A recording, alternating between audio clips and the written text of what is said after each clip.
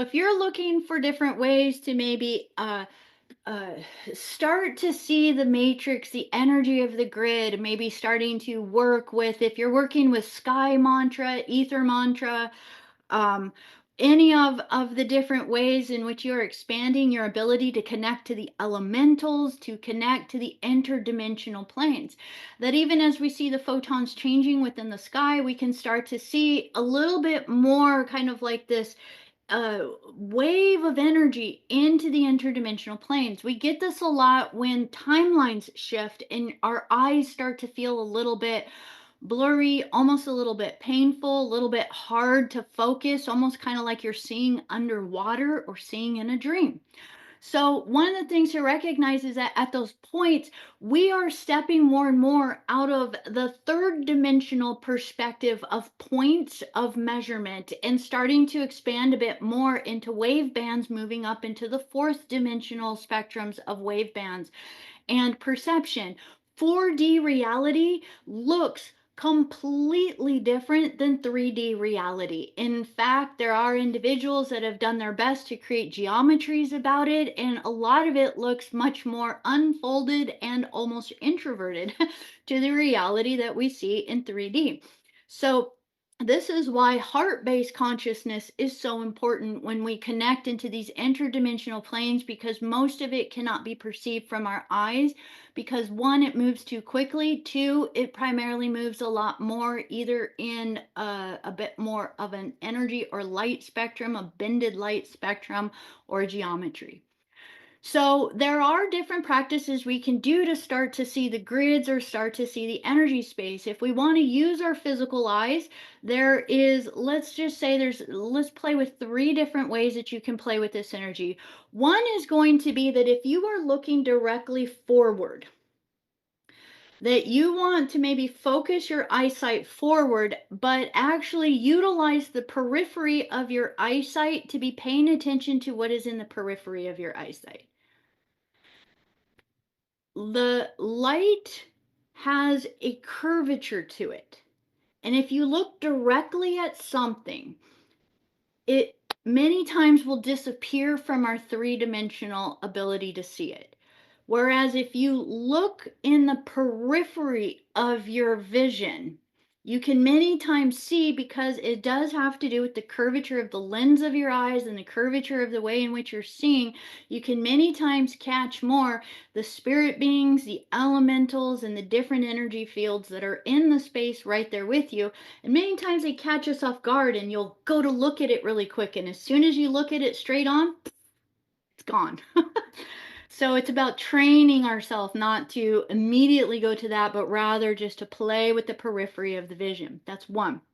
Two was an option of looking in a horizon, pick a horizon of a mountain range, tree, so a tree line, something where there is it's a little bit out from you, where maybe your gaze is going a little bit more up to the sky. If you start to just observe towards the mountainscape or the tree line, and you let your eyes soften, it's actually very helpful just to go into a bit more of a softened state of trance, if you will, doing a mantra, um, doing something that you're not thinking about, ooh, can I make my eyes change? Can I see it? Can I see it? Can I see it? But rather let yourself go into where you are just allowing yourself to maybe be in a meditative space of doing a mantra, an activation or something.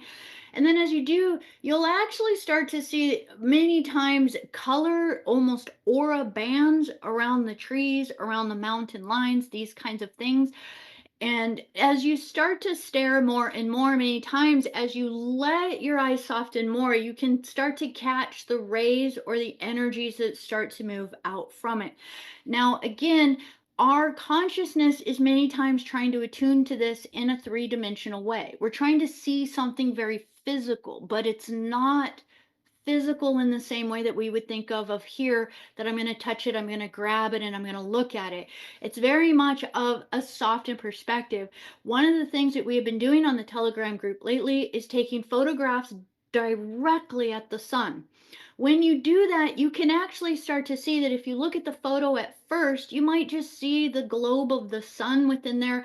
But if you really start to look, you start to see the very subtle hues of colors that go out and all those energies that go out. And you want to start to kind of tap into that more and more and more.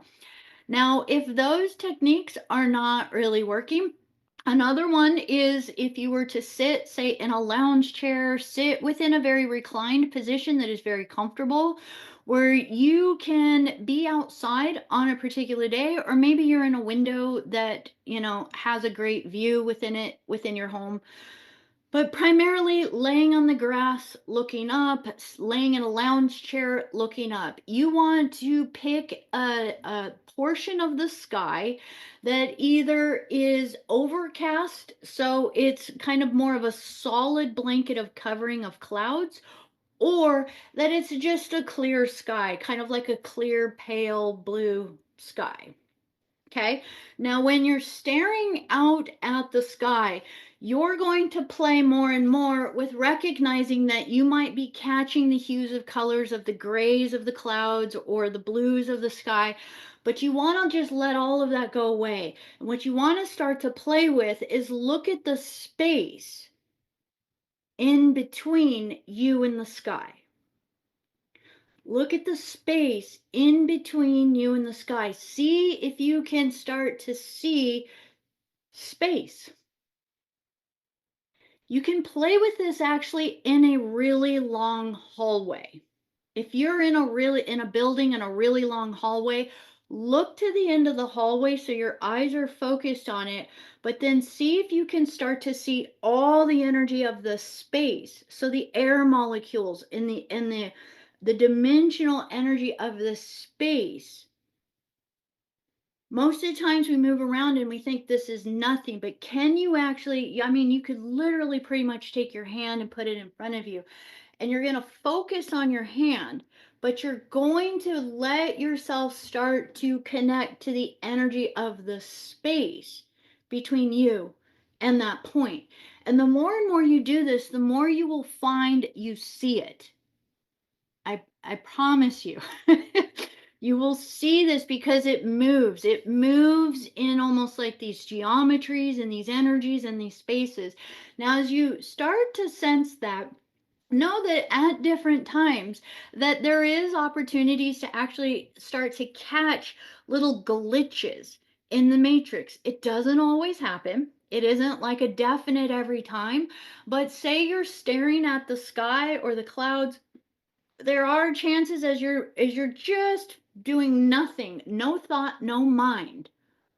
It's how this stuff works. No thought, no mind. Just kind of blank out. We used to do this as a kid, daydream and blank out all the time. We want to do that again. Our brain literally is the thing that gets in the way. We don't want our brain involved at all. No thought, no mind, just daydreaming in to observing that energy. And as you do, at times, you will start to catch where you will see the different grids of the matrix.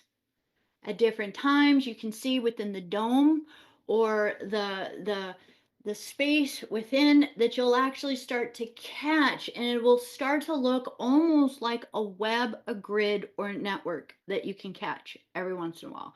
It's not all the time, but every once in a while our eyes will be just in the right vibration that you'll catch it. When you catch it, you can't uncatch it.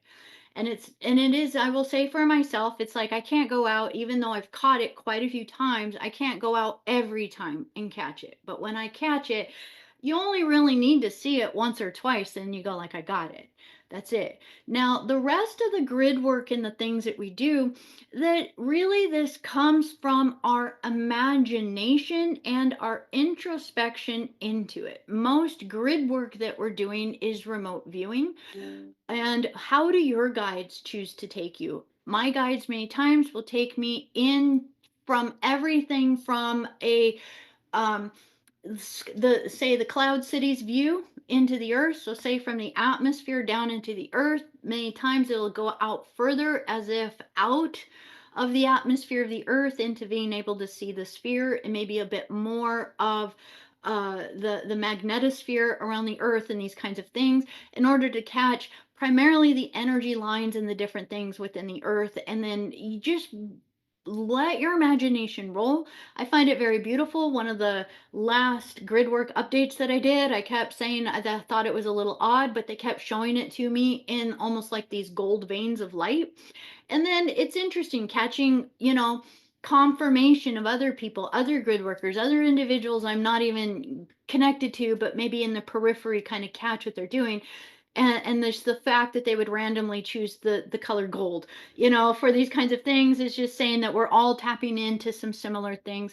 So within it, once it gets into that, then it's a matter of just trusting how your guides show it to you so that you can play with it. So I hope that helps give some ideas to starting to soften the vision, playing with some of the ways to introspect some of the things that are on the planet, and starting to just get more comfortable with the many different sensory perceptions that we have.